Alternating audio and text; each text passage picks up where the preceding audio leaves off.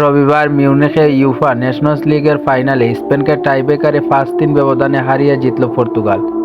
নির্ধারিত সময় খেলার ফলাফল ছিল 2-2, অতিরিক্ত সময় কোনো গোল হয়নি।